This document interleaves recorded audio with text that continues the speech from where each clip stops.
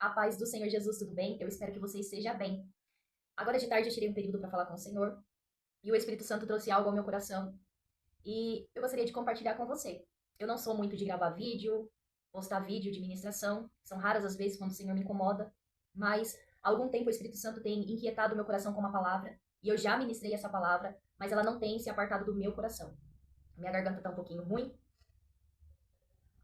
e eu tô falando e ela tá se fechando, mas eu quero brevemente compartilhar essa palavra que se encontra em 2 Coríntios, capítulo 10, o versículo 5. Na NAA diz assim: Destruímos argumentos e toda pretensão que se levanta contra o conhecimento de Deus, e levamos cativo todo o pensamento para torná-lo obediente a Cristo. Essa carta aos Coríntios, segundo aos Coríntios, a qual nós lemos, foi escrita por Paulo. Paulo foi o fundador da igreja em Corinto. E Paulo, ele funda a igreja na sua segunda viagem missionária. A cidade de Corinto era uma cidade rica, próspera, uma cidade que estava crescendo. Havia 2 portos na cidade, onde comerciantes de toda a região iam até Corinto. E com isso era uma cidade próspera. Mas, por outro lado, era uma cidade idólatra, imoral. Diz historiadores que havia um templo no meio da cidade dedicada à deusa Afrodite. E essa deusa, para celebrar, para cultuar essa deusa, haviam 1000 prostitutas, onde os rituais eram rituais de orgias, de prostituição. Então, essa cidade não atraía apenas pessoas de toda a região por conta do comércio em si, mas também por conta da imoralidade sexual, onde muitos iam ali atrás de prazeres sexuais. Mas no meio desse povo, no meio de toda essa bagunça, Deus escolhe separar um povo. Eu entendo quando Paulo escreve 2 Coríntios, no capítulo 1, e ele diz que Deus ele escolhe as coisas loucas desse mundo para confundir as sábias, porque é exatamente isso que Deus está fazendo na cidade de Corinto. Então, Paulo ele ensina, instrui, ele discipula todo aquele povo, permanece ali por aproximadamente 1 ano e 6 meses, e quando Paulo retorna para Éfeso, para continuar formando igrejas por onde ele passava, ele foi chamado para pregar aos gentios, então foi criando-se igrejas fora de Jerusalém, fora da Judéia, e Paulo, então, ele precisa retornar. Mas quando ele retorna, vem algumas informações da igreja de Corinto que não era boa, nada boa. Havia divisão, facção, havia imoralidade, havia tantas coisas que Paulo precisa escrever a primeira carta exortando o povo. Logo em seguida, Paulo ele fica um pouco preocupado por ele ter escrito a primeira carta de uma forma exortando e corrigindo o povo, e ele teme ter sido muito duro com o povo, e ele então manda Tito. E quando Tito vai até a cidade, ele demora a retornar, e Paulo fica inquieto, vai a Troade. Em Troade abre-se uma porta para ele ministrar, ele nem consegue ministrar de tanta inquietação que ele está assim, preocupado. Então ele vai a Macedônia, e enquanto ele está ali preocupado, logo Tito aparece trazendo informações. E as informações eram boas, mas também havia informações ruins.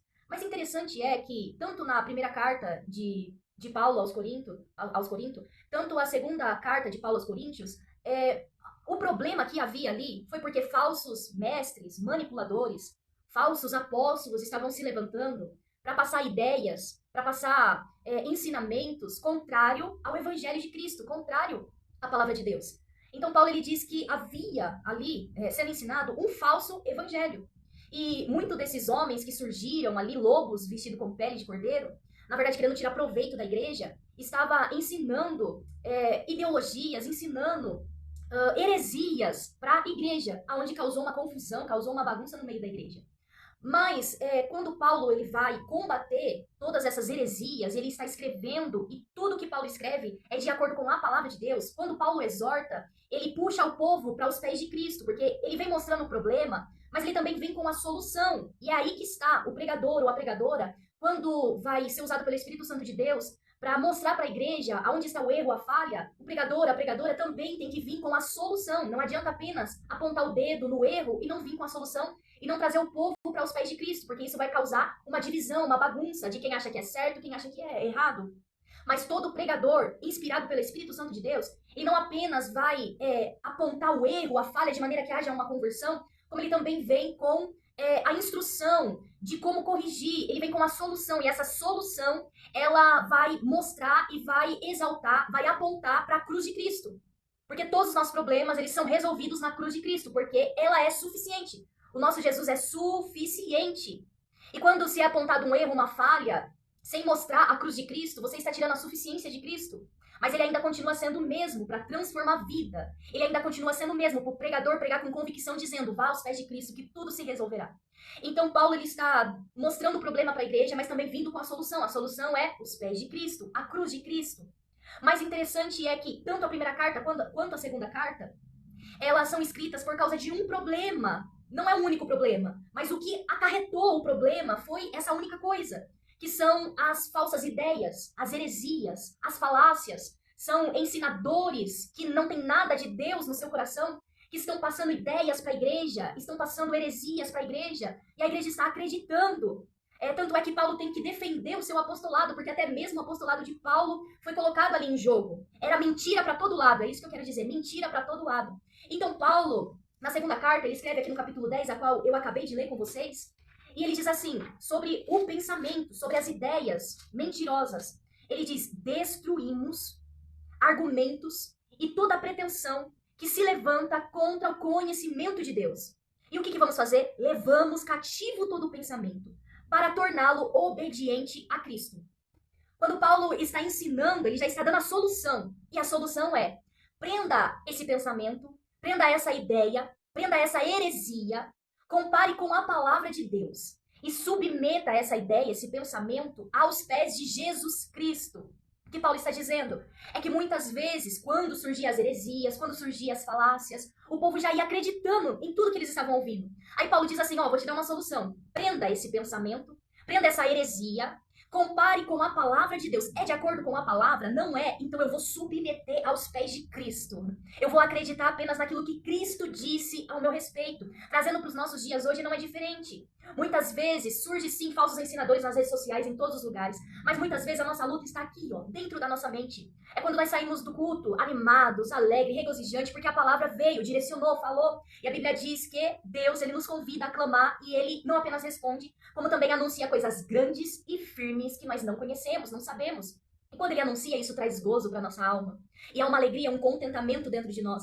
Porém, o inimigo, que é astuto, e ele vem com as suas sutis ciladas, ele vem lançando na mente heresias, mentiras, falsos ensinamentos, dizendo assim, nada vai acontecer, você não é ninguém, você não é capaz, você nasceu para sofrer, ninguém te ama, ninguém te quer. É sempre a mesma falácia de Satanás.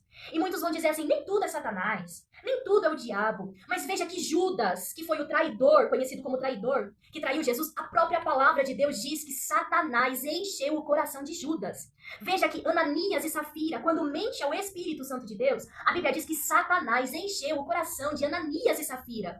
Veja que Caim, quando está tramando contra o seu irmão, Deus diz assim, cabe a você controlar esse teu pensamento, esse desejo do teu coração, cabe a você controlar. Porque o inimigo das nossas almas, ele pode sim encher a nossa mente. E quando desce para o coração é um problema, porque nós acreditamos e seguimos segundo o percurso, segundo o plano do inimigo para as nossas vidas. Mas Deus, ele é tão poderoso que ele tem o poder de arrancar todo o pensamento embaralhado, todo o pensamento embaraçado, tudo aquilo que tem tentado te matar, tudo aquilo que tem trazido para sua vida uma perspectiva de derrota. Ele tira de dentro de você e ele coloca pensamentos alinhados com o céu. A Bíblia diz que quando Jesus está perguntando, o que dizes que eu sou?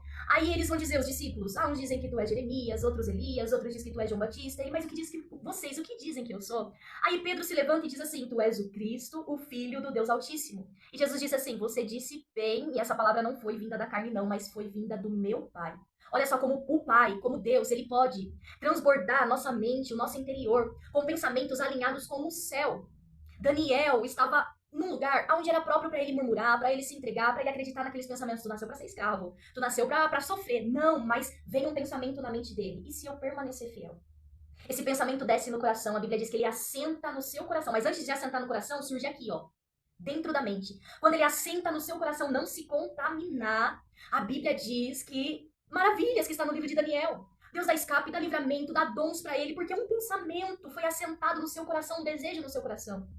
E quantas vezes o inimigo ele vem na nossa mente colocar assim, isso não é para você, esquece isso, tira isso da sua mente, você nasceu foi para sofrer. E talvez você ouviu palavras na sua infância que afirmavam isso, ela não tem jeito, ele não tem jeito, essa daí não vai dar em nada, esse não vai dar em nada. E quantas vezes acatamos esses pensamentos que são inspirados pelo próprio Satanás. Ele tentando encher o nosso coração. Mas veja o que Paulo vem com a solução. Pega esse pensamento, pega essa ideia, aprisiona ela em nome de Jesus hoje. E depois que você aprisionar, você vai submeter ela aos pés de Jesus Cristo. O que é submeter é ver, peraí, o que a palavra, o que Cristo diz a meu respeito? O que a palavra, a verdade que a palavra diz a meu respeito? Não é nada disso que o inimigo está falando, não é nada disso do que o inimigo está passando, não. Submeta nessa tarde todo o pensamento aos pés de Cristo. Talvez você está pensando, lutando dentro de si, que muitas vezes a luta é interna. Paulo também diz isso. A milícia da carne com o espírito.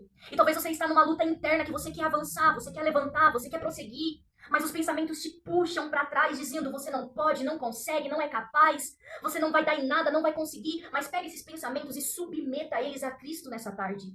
O que é que Cristo diz ao nosso respeito? Satanás é o pai da mentira e Cristo, ele é o caminho, a verdade e a vida. O que é que Cristo diz a seu respeito? O que é que a palavra diz, aleluia, a respeito de Cristo? Eu posso todas as coisas naquele que me fortalece.